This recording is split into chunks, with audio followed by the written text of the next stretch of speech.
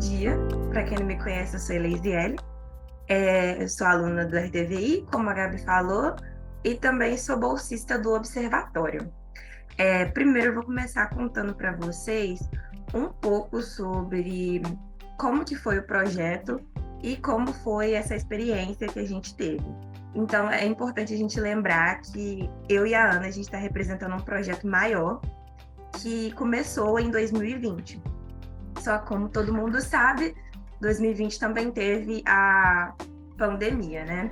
Então, assim, o projeto teve início em 2020, fazendo parte de um projeto de extensão, onde os alunos eram os próprios monitores, e teve a presença da Eutália, da Luma, do Davi e do Thiago, que não está mais com a gente no observatório, mas na época ajudou bastante. E ele está ligado diretamente ao observatório e a nossa faculdade, que é a Facom, aqui na UF.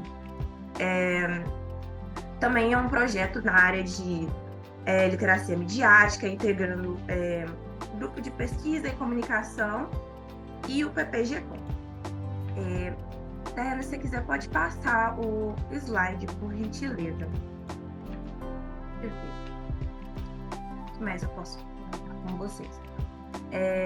Quando o projeto começou, estava sendo organizado para que passassem oficinas nas escolas, né, para entregar a literacia midiática no cotidiano dos alunos, mas com o contexto da pandemia, tudo assim mudou, e também nesse período a gente estava entrando na faculdade, então foi um processo de reestruturação para que o projeto se adaptasse à realidade que a gente estava vivendo no momento, que era a pandemia do Covid-19, e de uma forma que ficasse assim, como eu posso dizer,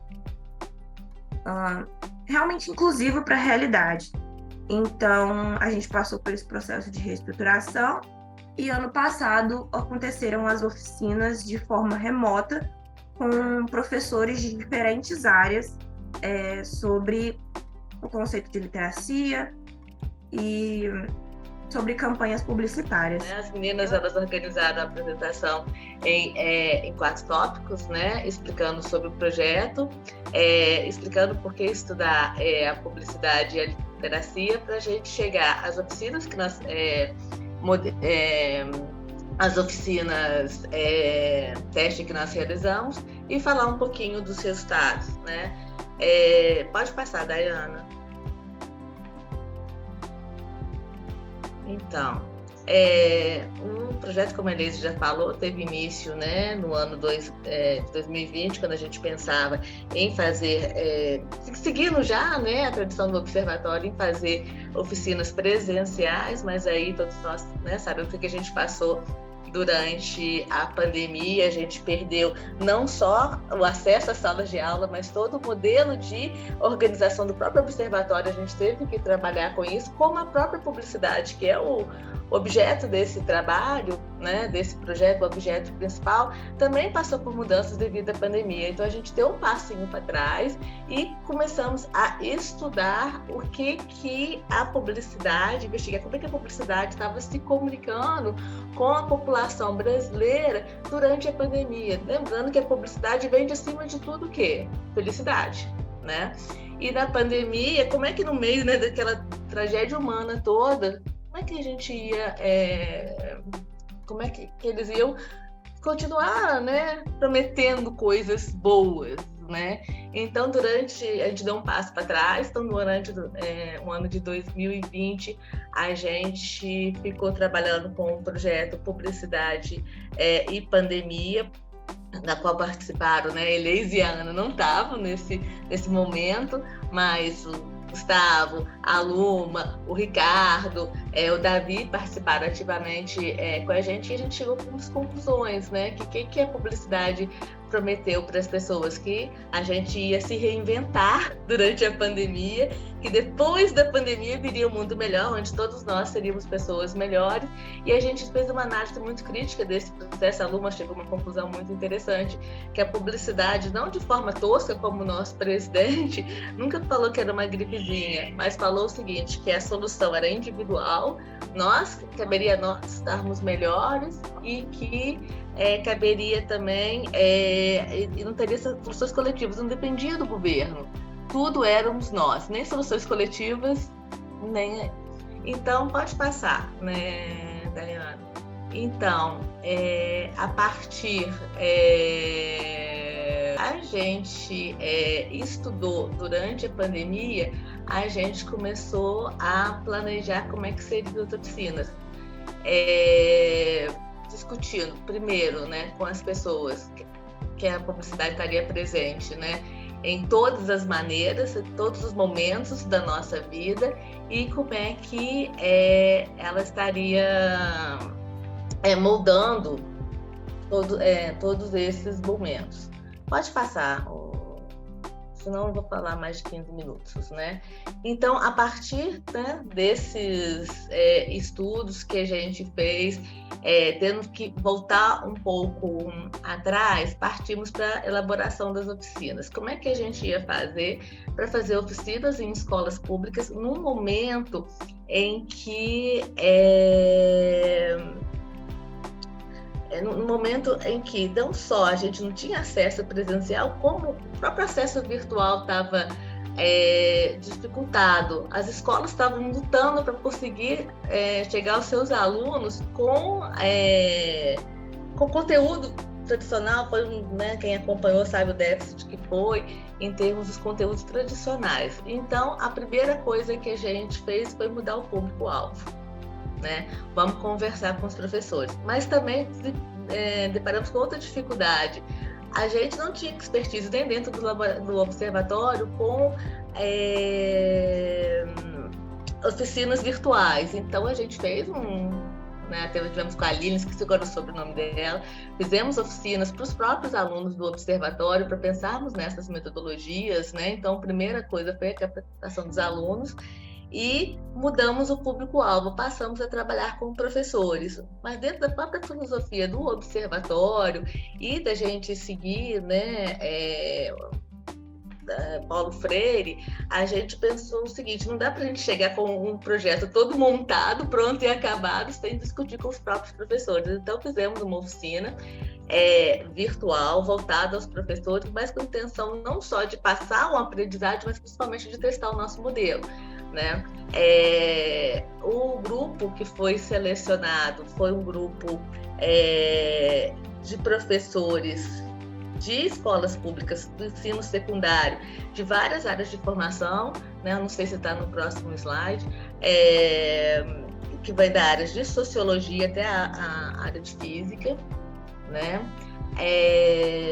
E são professores que todos tinham pelo menos o grau de mestre, então era um público bastante capacitado. Então, nós dividimos esses encontros, né, seguindo primeiro uma metodologia de diálogo, né, a dialogicidade de Paulo Freire, que a gente até discutiu ontem, que é uma palavra muito difícil da gente falar, mas foi isso, buscando conversar com os professores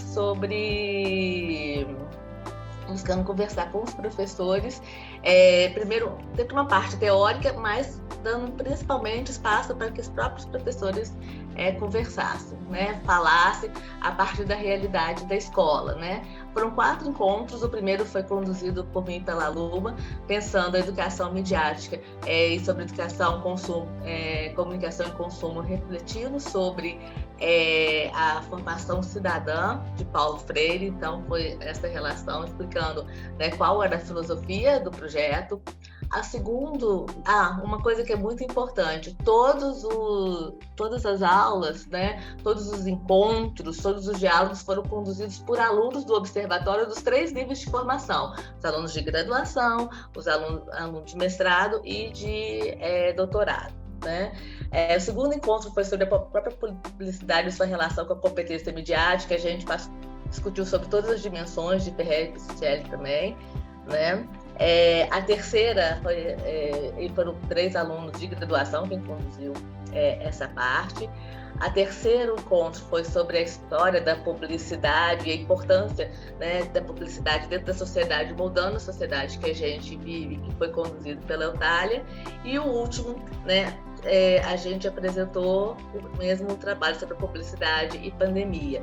Lembrando que todos os exemplos que a gente foi trabalhando durante a oficina foram todos exemplos que foram estudados por um objeto de análise dos próprios alunos do observatório, né? Pode passar. Aqui só um print do pessoal na oficina, não é? Na época, a Eleise e a Ana participaram como alunas também, porque participaram com uma formação. Aqui tem mais um monte de gente competente, né, para estar falando até melhor do que eu sobre essa oficina. Então, no caso, eu fiquei com uma parte para explicar para vocês os resultados e relatos de como foi esse processo, principalmente para mim que estava entrando na faculdade nesse período, porque começou a pandemia, eu tive uma semana de aula presencial e o resto foi tudo online. Então, eu comecei a fazer parte do observatório já nessa nova forma de comunicar com o lado remoto e comecei a participar das oficinas também de modo remoto. Então, foi uma experiência totalmente diferente. Mas, dentre os resultados, antes de eu falar da minha percepção e de como foi todo esse processo, dentre os resultados que a gente teve, a gente percebeu que mesmo sendo professores de diferentes áreas, tanto da área de exatas quanto de humanas, faltou um pouco de entendimento deles sobre a literacia e a publicidade em si. E também a gente percebeu como até os professores das áreas que a gente menos imaginava, como, por exemplo, os professores de física e química, tinham coisas relacionadas à publicidade e à literacia presentes na forma como eles davam aula, só que eles não tinham ainda essa consciência. Então a gente percebeu realmente uma carência a respeito do que era publicidade, principalmente das relações de literacia que eles tinham. Então, assim, depois disso também a gente conversou bastante com eles, todas as aulas foram avaliadas e a gente teve uma avaliação muito positiva sobre como foi ministrada os seminários, então isso foi bem legal. E foi interessante, uma coisa que a Letícia comentou com a gente na época, que a aula que mais teve, assim, engajamento e que foi a que teve um resultado mais positivo foi a que a gente falou sobre a publicidade em si e que a gente explicou os conceitos, se eu não me engano foi a segunda ou a terceira aula, e que a gente trabalhou muito com a nostalgia, falando sobre campanhas que já eram bem conhecidas na época. E foi, assim, uma aula muito rica, porque a gente dialogou bastante, a gente acho que até passou do tempo na época. E foi, assim, uma experiência muito interessante, que a partir dela a gente pôde repensar e continua repensando, que é uma coisa que a gente tem trabalhado atualmente, sobre como levar as oficinas para as escolas, só que agora nesse novo contexto de pós-pandemia. E agora, dando o meu relato pessoal, quando eu entrei no observatório, eu tinha acabado de sair do ensino médio e estava em escola pública, então eu percebi essa diferença muito nítida, tanto eu como aluna, mas eu me vi com os professores também, como faltava esse ensinamento, como realmente teve uma carência no meu processo de aprendizado sobre a literacia e a publicidade. E foi muito interessante ver isso já estando na faculdade, ter uma noção de como aquilo poderia ter feito uma diferença em todo o meu processo de aprendizado, e pensar como eu posso usar isso positivamente para os próximos passos que tanto a gente for dar no observatório como a equipe inteira. Então eu achei isso muito importante. Eu acredito que não tem mais nada que eu possa falar, porque foi, assim, uma experiência realmente muito rica, muito única, que a gente se divertiu bastante e que é uma experiência que vai ficar guardada. Por mais que tenha o contexto da pandemia, a gente soube